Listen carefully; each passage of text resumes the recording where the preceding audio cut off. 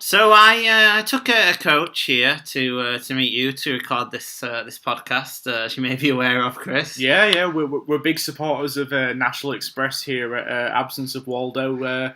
For cheap, we're not supported, by the way, by We National could be Express. for a price, though. We could be for a price, but we're not promoted. But Marcus lives in Leeds. I live in Manchester. It's minimum £3 a pop Oh yeah, per trip. So cost £4 to get here, and it's like 30-40 miles away or something. So. yeah, it's pretty good, really. And so we're big supporters of the coach here at Absence of Waldo. Mhm. Yeah. Not the coach I want to speak about though. So I was on there, I saw a bus through the window, as you do. Had an advert for a video game on, Just Cause 4. I don't know if you've heard of it. Oh, I didn't know there was a fourth one. Yeah, I didn't know until I saw this poster. But the poster had a quote on from a YouTuber. So Really? Yeah. My question was, you play the video games. I'm actually looking at a stack of video games that you've got. There's maybe about 20 of them on PS4, maybe 15. All gathering dust. All gathering dust. You don't play the PS4 much. Not as much as I used to. I tend to find it's more convenient to play the Nintendo Switch these days.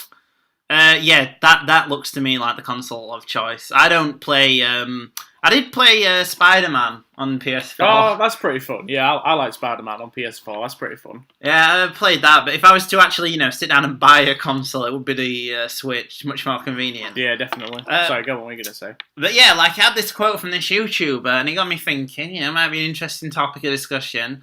Video game criticism? I remember. I know, yeah, but when I was talk about video game criticism, but not specifically criticism itself. I remember when I was a kid, I'd always get a magazine a week, as I'm aware that you also did. Yeah. And I'd always buy PS2 magazine, Yeah. or Play, or Game TM. I used to like Game Master. Oh, that one was the one that covered everything. It covered wasn't everything. It? Yeah, I used to quite like that one. I Yeah. remember that one because I never understood that one. Me and my brother used to talk about it all the time. Because it had a rating out of 100, and it had a guide telling you how the reviews were tabulated. And it was 70% average. And I was like, well, that doesn't make any sense. It shouldn't 50% be average.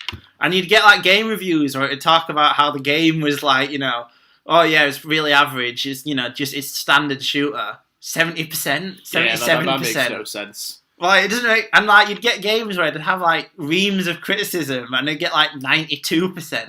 Former staff of Game Master, please reach out to us and please explain your rating system, because we don't understand it here, and I've never understood it.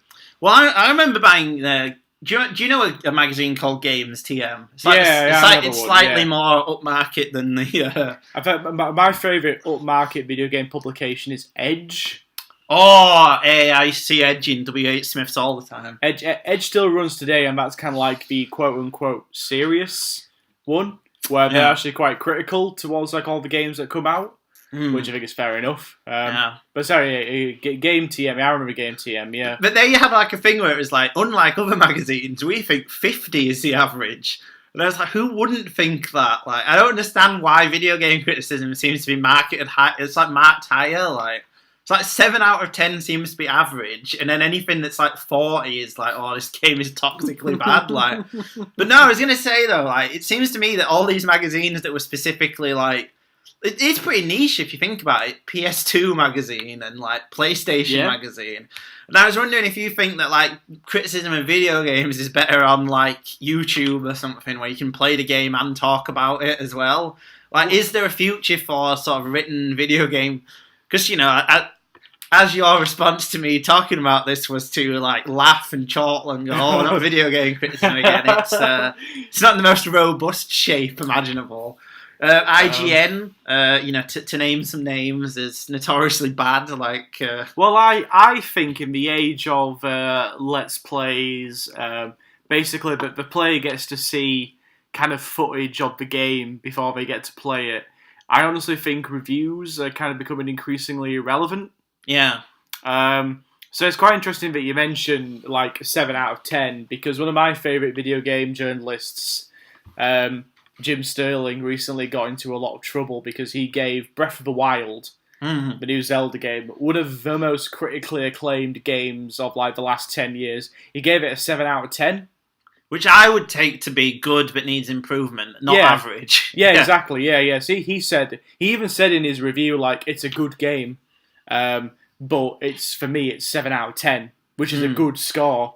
But people on the internet went insane at him, like full on like harassment, like how dare you give Breath of the Wild a 7 out of 10? It actually reduced the Metacritic score from like I don't know, like 99 or something to like 98. Jesus Christ. And all these, like, because I consider myself a Zelda fan. Always been a big Zelda fan. But I don't want to lump myself in the same category as these Zelda fans, but, like, they were pissed. Yeah. And it's kind of part of the fear that I think a lot of publishers have now been honest in their reviews. Red Dead Redemption recently has had huge success at the joke that is the VGA/Video Game Awards ceremony. It swept it, basically. It's a good game. I'm imagining that's 100% on Metacritic. I'm sure I read the other day that has the highest rating ever, along with GTA 5, of any game on Metacritic. I can believe that, yeah. Because GTA 5, I think, is at 98%. Like, yeah. But so many people who I follow on Twitter, like in the video gaming world, were saying like, oh yeah, it was Red Dead's night, but it would have been nice if this game got it to do, for example. Yeah. And people went ballistic, like, oh, Red Dead is the greatest game ever, and like, you're a stupid idiot if you don't think it deserves its award. But the problem is that you've got a very ardent fan base who don't consider like criticizing their favorite things. For me, a 7 out of 10 for Breath of the Wild. While I disagree, I do think it is a 10 out of 10 game. Did you engage with the criticism though and understand where he was coming from? I read it, and yeah, all the grievances that he has with the game, I could see being legit annoying. Like for example, I don't know if you know, but like in the game, Link doesn't really have like any permanent weapons. All right. Yeah. So like he'll fly about with weapons you pick up, but they break quite quickly, and then they become unusable. All right, yeah. So that's kind of like divided opinion a bit. It works okay for me, but I can imagine if you could like the whole, this is my permanent weapon, I've got this as like an upgrade, and if it breaks, you're going to be a bit annoyed. And if you're not into that kind of style of gameplay, then yeah, I can understand being annoyed at that. It's a tricky one because we're talking about, like, the problem is with video games, it is going through such a teething process at the moment where I think the line between video game journalists and video game publishers is too grey. All right, yeah. Because we're kind of getting into slight, like, Gamergate territory here. Yeah, I agree, though, that, like, yeah, women are awful. Oh, no, wait, is that not what we're going to? No, here at Absence Waldo, we're very inclusive. Yeah. Just to clarify that. But no. I find it interesting that we were talking about the Let's Plays, and you were saying, is our reviews necessary? Like for a film, for example, like you wouldn't consider like just describing the film's content to be a review, would you? That would be like just a plot description. Yeah. Do you think like like for a video game, would you be happy just to see someone play it and get an idea of what it is? Like, and I know it's weird, like you wouldn't rate a film from the trailer or something, or like a book, like you wouldn't just read like the first chapter and be like, oh yeah, that's fine. You'd want to read a review, get a flavour for it, engage with the themes. Like, do you think a game, because it's like different, has to be judged differently? Or so like obviously like a review, you engage with the thematic subtext of it, get some context for it. Do you think that's important for a game, or do you think you just need to know how it plays? Like, you see, I think the slight difference is the way that they approach video game journalism. It more comes down to, should I buy this? Yeah, it's a consumer review. It's a consumer review rather than an artistic review. Yeah, exactly. Yeah. So the other week we spent an hour talking about Suspiria. Yeah. For example, like a remake of Suspiria and how much we'd love the remake of Suspiria, like on a filmic level. I feel like to do a proper review of a video game, you need to spend time with it. Yeah. Like one of my favourite games of last year was a game called Persona 5. I've heard of this. Yeah. Persona 5 is like a mini masterpiece. It's easily the best like Japanese role-playing game I've played in a very long time. It's absolutely brilliant, sharply written, great characters, great gameplay. And I wrote a review for my blog, but only after I finished the game. So that took you like hours upon hours. It took me months to finish that game. Yeah. Because I've only got limited time to play video games, and I want to engage with it the same way that I'd engage with like a film review or a music review or anything like that. I want to engage it on that level. I think the problem with a lot of the reviews that kind of come out is it's based on should you buy this or not. So like with all the reviews surrounding Red Dead Redemption 2, for example, glowing reviews, but I question how much time these reviewers have spent actually properly playing the game. Yeah, that's the point, yeah. Like, alright, because wouldn't it take about 100 hours to complete everything in Red Dead? Easy, yeah. I mean, like, I've been playing it, not solidly, I've been playing it on and off for like the last month and a bit. I'm still nowhere near finishing. Nowhere near. That's crazy. Like, I'm formulating my opinions as I'm going along. But I'm not ready to share my full opinions of the experience until I finished it. Yeah. I feel like the difference with video game reviews is that it comes down to should you buy this or not? It's a consumer review. Because, it's weird, like with some video games, you like, when they, especially like with like online games, they'll launch and they'll necessarily not be great. Yeah. Like Final Fantasy XIV is a great example of that, where it's like an online multiplayer RPG. It was launched broken. Yeah. They basically had to reset the whole thing, start from scratch, and now it's one of the more popular and well-liked MMOs on the market. So, where do you draw the line on it? Do you look at the early reviews of Final Fantasy XIV where they were scathing? Yeah. Or do you look at what people are saying now? Because it's a constant service that's being like updated. So, I think in that regard, if you want to get an idea of whether you'd like a game or not, I kind of think you are maybe slightly better off just watching a Let's Play. Yeah. Especially if you're on the fence. Like, I'm always going to pick up these kind of games. I'm always going to end up picking up the big new AAA game. Yeah. Unless it's like, Call of Duty or something. Well, your favourite franchise. Yeah. Until they disappointed you with... Blops 4 or whatever it is now. Yeah. Well, you and me always talk about how you wish it still had press circle to pay your respects. Oh yeah, press circle to pay respects. Yeah. Well, for me, that was like the height of the COD series. But for like games by like let's say like Rockstar for example, I'm pretty much always going to pick them up because I'm always interested in what we're going to do next. But if there's a game that I'm a bit on the fence about, I'll do a bit of a mixture. I'll watch stuff on the internet just to get an idea, or I'll read a review. Yeah. Generally speaking, when I was younger, I had a bit more time to play games. That's kind of what I'd do. Yeah. I would read reviews more, but as I've kind of gotten older, I'm more like, well, I'll watch a bit of the gameplay, get an idea of whether I'd enjoy it or not, or even speak to my friends. Yeah. I don't really hold a lot of clout in the written reviews. In fact, it's quite rare that I actually sit down and read a video game review.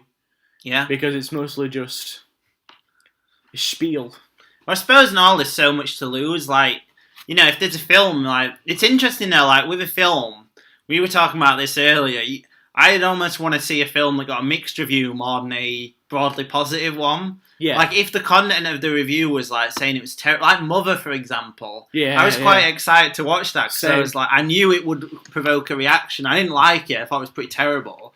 But watching it, I was constantly surprised about it, and it wasn't unenjoyable, I'll say that. Like, I enjoyed it more than watching, like, Fences, which was a high critic review. Oh, Fences. Or something like, Crash, that won Best Picture that year. That film, you can tell exactly what it is from the trailer. It's some, like, broadly liberal anti-racism bromine, which is, like, just so obvious that anyone could watch it. And, you can get it in 10 minutes, basically. I think the big difference as well is the price. Well, exactly, yeah. Like, if you watch Crash in the cinema, you can go see it for $5 at the View, where you couldn't, I don't know what price it was like in 2004.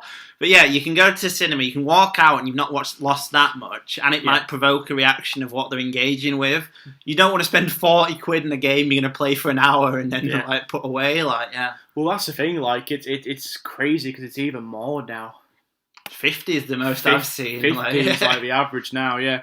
Well, you know, I hate... Well, no, I don't hate to be on it because it deserves all the hate it gets, but the big punching bag at the moment is Fallout 76. I was going to bring that up, actually, because that game has been savage. Savage, and deservedly so. Like, it is shocking that Bethesda, you know, who put out such quality games in the past, like, you know, Skyrim, Fallout 3, Fallout New Vegas, which is my favourite Fallout game, The Elder Scrolls 4, The Elder Scrolls 3, like classic games, and they put out this half-complete piece of crap game which is not finished. You know, like, it's crazy. You know, like, one of the greatest things about... Well, you play Fallout 3, haven't you? Loved it, yeah. It's a great game. Yeah. So one of the great things about Fallout 3 is meeting all the people, right? Yeah. Meeting all the different NPCs, talking, getting quests, learning about their stories.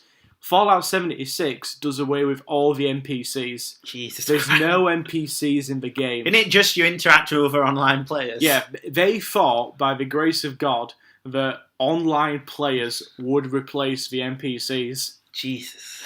Which, you know, they might have said it could be for like an artistic reason to create a community or whatever. I call it lazy.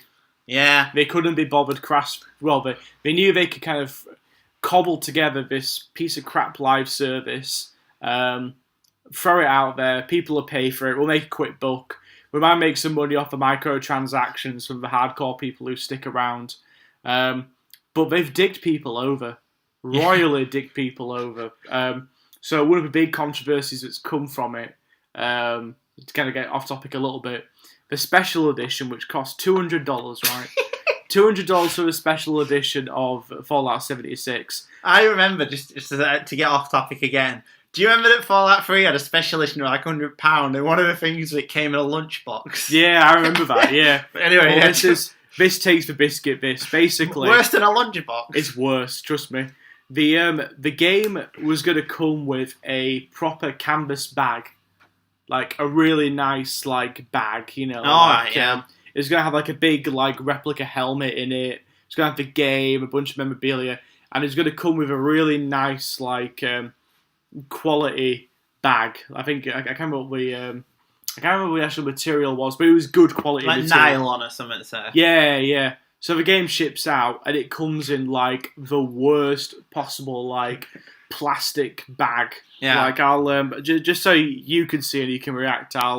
I'll show you a picture while I get it up and while I talk about it. But yeah, so someone actually took Bethesda to task on this, and they were like, "Well, what the hell? You know, we were promised one thing. You know, you said in our website you were selling this, but it's come like this, and yeah, people are not happy. So that's the bag there. You can see how it's really good quality. That's what was advertised." That's what it came in. Gee, it's like that's a real pile of shit. That But Bethesda said that yes, the intention was to do the really high quality bag. Yeah, but it was too expensive. So they just dicked people over. Why didn't they do the research then into how much this bag would cost? Yeah. So people are pissed, as they should be. Yeah, I'd be pissed about that. Yeah. So you know.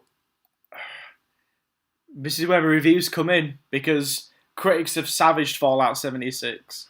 Well, I remember, actually, the way I knew Fallout 76 was bad, my brother sent me a link to the Metacritic, and before any critic reviews are on, the audience rating was like 3.2 within about a few hours of it coming out. Yeah. Basically, saying it was I don't understand, though, like, with all these reviews and stuff, why like, video games that...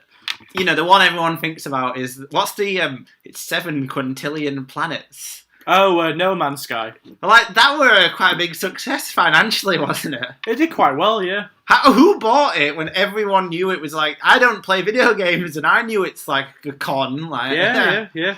I don't know who these people are, but you know, a lot of people will just blindly buy a game based on their affection for the publisher. That's nuts to me. Like, who published No Man's Sky? I can't remember. With that, it's a bit of a weird example, that one, because that one had a lot of like pre-buzz online. All right, yeah. Like, it was announced 3 years ago, and it sounded, you know, quite promising. Had 3 quintillion planets. Exactly, yeah. And, like, you know, they were like, oh, you can interact with a huge story if you want to, but you don't have to, you know. It sounded quite promising. Yeah. But then, as the years got by, the reality came into play. And basically, a lot of people's theory about No Man's Sky these days is that the game was basically just a test system. All right, yeah. Like, you know, look at our procedurally generated planet simulator. You know, we can use this to generate millions of generic planets with no, like, design needed. You know what I mean? It was a tool, basically. Yeah, to advertise, like, what they were trying to do or something. Yeah. And basically, like, you know, a lot of people think the game was just going to be like a small game on Steam. Yeah. Like, you know, it will be 15 quids. You can explore a planet to your heart's content. They've got quintillion different planets. Yeah. Do what you want. You know what I mean? Like, yeah. But then it was advertised. Then it was bought by a big publisher. £50, $60 if you're American, to buy into this experience. And, you know, you've got to wonder where, like, you know, did the scathing reviews ultimately matter? Because No Man's Sky and Fallout 76 have sold copies. Yeah. You know, they have sold. I can understand more with Fallout, because people will be like, oh, I liked 3, that was great. Yeah. 4, that no one liked that, did they? Like, 4 got very mixed opinions. My favourite one's actually New Vegas. Do you like 4, though? No. No. I don't like 4. I remember people with 4, though, saying this isn't finished when it came out. Yeah. And, like, playing it and saying there were, like, game-breaking bugs, like, all the way through it, like... Yeah. Well, that's kind of similar to kind of all Bethesda games. Like, there was a glitch on Skyrim when it came out on PlayStation 3, where basically the file, your save files of Skyrim, kept on duplicating. Alright, yeah. So and getting bigger. So you go from 1 meg to 2 megs to 4 megs to 8 megs, 16, 32, and it kept on going. And it would actually break the game. And the bug that it caused in the game was that if you touched water... Yeah, the game would crash. It wouldn't work. So I remember one of my friends from uni. He'd bought the game, right? Yeah, and he was doing a mission where he was on an island, and because of the game breaking glitch decided to tick in at this point, he couldn't escape the island, and he had to restart pretty much the game. Jeez. Yeah. But that's the problem where, like, you know, you'd have thought the reviews would point that out, but they don't. Yeah. Like, you know, and consumer stuff like, there's a game-breaking glitch where you can't, wade through water. Yeah. You'd have thought it'd come up, but it doesn't, which, again, makes me think that reviews are almost pointless. Well, yeah, like, I think that a big part of it all is that they have to sort of, like, well, you know, you've got the YouTube reviewers who now are bigger than the print ones, admit that now. Yeah, definitely, yeah. But, like, you know, they're going to want to get some out on day one, really. Like, when, or even before a game's released, ideally. Yeah. So there is, like, an inherent, like, you know, you get rewarded for doing it as quickly as possible then. Yeah. It's inherent to the idea of wanting something first to market. You're going to want it first on YouTube so people click on it before they click on everyone else's. Yeah, definitely. So there's a risk there, I think, of, like, you know, obviously not trying to say everyone will do it, racing through the game or just putting your first thoughts out there. Well, a lot of people now, they'll do a first thoughts video and then, like, a clarifications video afterwards. Yeah. Just transparently say, you know, trying to get, like, the first click and the follow-up as well. Like. That's what it comes down to. So people like IGN will get the game, like, you know, weeks before. So in theory, the reviewer could... So in theory, the reviewer can play the game and take the time with it, but obviously they need to get the review out by a certain date. You know, like, a lot of publishers now set embargoes Yeah, they do. Yeah. So, for example, like a lot of the stuff surrounding like Fallout 76, I imagine the reviews are on embargoes. Yeah. So people weren't finding out that there were game-breaking glitches until the game had been released and shipped to customers. Yeah. So yeah. it's pretty bad. It's almost the equivalent of like a terrible like movie. Like people say in the critic circle that like if there is no critic screening of the film, it's probably going to be bad. Well, yeah, because you'd want people to see it if it was good. Like, yeah. Yeah, exactly. Yeah. So if you don't do a critic screening of a film, it generally is going to be bad. Mm-hmm. But the video game industry doesn't even have that. Yeah. They just set embargoes on everything. Yeah. Like, oh, you can't talk about this game until this day because it's going to affect sales. And they'll keep on saying stuff like, well, video games cost so much money to make, we might lose money if they find out the games are shit. Surely, though, most video games cost less than big films. Like, I know the most expensive video game ever is... Well, is it GTA 5 still? I think it is, yeah. And that was only 200 million. I know only, but, like, compare that to, like, the biggest blockbusters like Avatar, that's still cheaper. Like, they are still cheaper than... That's mental to think that video games that cost £40 are cheaper than... films. Yeah. I suppose more niche audience, really, innit? Like, you don't have to buy anything to watch a film. You show up to a theatre and stuff. Well, that's the thing, and what makes me question that kind of stuff as well is, they don't pay the staff right. Yeah. They're all underpaid, underworked, which is not unionised. That's why. Yeah. The designers, the voice actors. So that's a problem right off the bat. God, what was I going with this?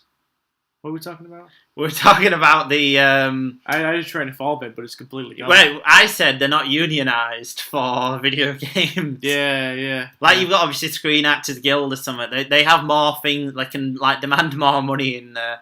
I suppose you don't have stars as well. Like, nobody knows who plays anyone in a video game. Like, yeah, exactly, yeah. I mean, I think outside of maybe, like a few. The guy who plays Snake in Metal Gear Solid, I know who that guy... David Hayter. There's Nolan North as well. He's pretty big. He plays Nathan Drake. And he's a bunch of other people as well. Last of Us. Yeah, he's Joel in The Last of Us. So you've got this huge, as I said, this huge issue where there is no representation within the industry. Yeah. So it's like, where'd you go from there? And the answer is I don't know. Yeah. I don't think video game magazines are coming back anytime soon. I don't think so, and in general, it's down to the whole decline of print publication in general. It's like with like Empire magazine and Total Film. They're dreadful, though. They're not great, but for a time they were like the best source of news and reviews for movies. Yeah, pre-internet, Even then, though, I'd say like you had like Sight and I suppose it depends like what the market is, kind of thing. Like, yeah. Sight and Sound is like the the sort of criticky kind of thing. That's the gold standard, yeah. Empire and Total Film is where you go if you want to see like everything gets 3 stars. That's big budget kind of thing. Like well, but they'll give it 4 stars when it comes out in the cinema, and then they'll give it 3 stars when it comes out on DVD or home video. Yeah.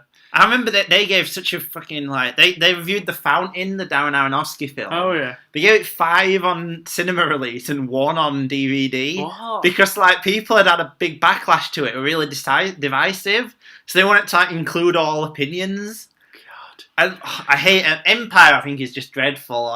And all the features are just like some guy will go around the set of an Avengers film and go like, "Oh, this looks good," and all that kind of stuff. That's pretty much it. Yeah, that's all there is to it. Yeah, Empire is not good, folks. Yeah. So then, the shoes on the other foot with video games, where the quality of the journalism involved, I don't think's terribly great. I think there's not like a big tradition of criticism there. Like with film and books, and like books, I think they've got the gold standard for sort of critics, where you have like you've got actually I think the thing with film and books. And the TV, to an extent, is that they've all been featured in like newspapers and things that sort of serious adults Well, you know, I'm using that in scare quotes. So, like, obviously, I don't think video games are any less an art form than anything else. But, like, you have, like, these newspapers that assign it. Like, the New York Times, for example, gives something an air of respectability. And they have within their pages, you know, where they've got film reviews, they've got book reviews, TV listings that have, like, a little bit of... I assume they have TV listings with like the prestige that has, and I think that I've read that there are. I've not actually read the New York Times. We're based in England, but I know it definitely has at least film and book reviews. Book reviews, yeah. Yeah. What did Roger Ebert write for as well? Was that New York Times? He was based in Chicago, wasn't he? Yeah. It was like the Chicago Tribune or something like that. Yeah, but anyway, to bring the point home, a lot of like great film critics. They start off in newspaper criticism and then move around and stuff. They write books as well. Like, have you ever actually seen a book of video game criticism? Not a serious one. Yeah. I'm not talking about like an annual. Yeah. Or like the Guinness World Book of Video Game Records and stuff like that. Yeah. Like like a sociological study of GTA or something like. No. Yeah. See, I think it's a matter of time for that. Because I think with the generation before ours, I don't think that they command that kind of respectability. But for people of our generation, I do think that, you know, people have been affected by video games in the same way that, like, you know, people are affected by movies or books or music or TV. So honestly, I think in a few years' time, when people currently in control of the New York Times have moved away, passed on, and it's our generation who've taken over. Yeah, I think that's when video games are going to come into their own. Yeah, I think that's probably like films and books and TV. Well, TV is like that was treated like gutter trash basically. Yeah, from the basically. beginning, like. And I think you are kind of already starting to see some of that stuff anyway. Like, I am seeing more and more, like, video game articles, for example, like in The Guardian. Yeah, they have actually pretty good video game coverage. I'd say so, yeah. And, you know, they always remain on topic. And they are treating it with an air of respectability. So I think in that case, it's only a matter of time before the medium gets kind of a lot of the kind of attention it deserves. Because, you know, whether people like it or not, you know, a lot of people have been affected by them, like in positive ways, not like negative ways. And people have been affected by it in negative ways. But I actually agree with the Sun that we should ban this sick filth before you know, it's communist trash that's killing children who play a video game, then go out and commit school shooting. And, yeah, exactly. Yeah, that's the rhetoric we have around here. Well, yeah, but for like years, that was what was in newspaper. Well, like gutter trash ones is ignored in like mainstream ones, and then treated as if it was like a social ill by. Yeah. Yeah. But yeah, the Guardian's coverage is really good. The Guardian's coverage is really good. Yeah. So as I said, I think it'll just be a matter of time before they kind of get to mainstream respectability that I think some of it deserves. Yeah, but print media is dead. Yeah, if you're going to get anything for this podcast, print media is dead. And the totally failing New York Times. And don't buy Fallout 76 because you'll get ripped off and you won't get your nice bag that you're expecting. So don't get it. Do you ever buy any limited edition special? No, they're all. I've been burned. Well, no, I've not been burned, but I've seen so many of my friends burned from buying these limited editions that I've just never bothered. I've never done it. Yeah, like I remember when I was a kid, I was thinking about getting the GTA 4 one, which came in a duffel bag with a CD, and I always thought that's so cool. And like looking back, I'm so glad I didn't spend like £100 on this. Like. Yeah, I mean, like I think the worst one probably is it's either this Fallout 76 one, or it might be the Skyrim one. What did the Sky? Oh, did it have like a dragon? Yeah, it was a giant dragon bust, but it wasn't made out of like a nice stone or anything. It was plastic. Do you remember that Matrix DVD plastic. I used to have with a plastic Neo bust? Yeah, the bust of Keanu Reeves. I remember that, yeah. That was great. But yeah, the Skyrim one was a rip-off though. The Skyrim was a rip-off. I remember him unboxing that and it just been like just completely deflated. Like it was terrible. No, I'm looking at what I've got and I was half tempted to get the special edition of the new Super Smash Bros. Game. Alright, why? What did that have in it? Not much. Much. A special controller. Okay. It came with like an adapter, so you could link up the adapter to your Switch, and you could play the new Smash Bros. Game using GameCube controllers. Alright, yeah. Which is for the hardcore. That should be, I think, built into the system, to be honest. It should be, really. But for the hardcore of the Smash Bros. Community, they prefer using GameCube controllers. Yeah, I like the controller for GameCube. I like the GameCube cool, controller, yeah. I've always been very fond of it. So, yeah, they preempted that by giving you like an adapter, and that was it. And it came like in a big box. Yeah. So, yeah, I decided against it. Well, this has been very discursive, but yeah, you know, print media is failing, and just listen to Absence of Waldo. We occasionally cover video games every now and then, and read Chris's blog and watch Recovery. So,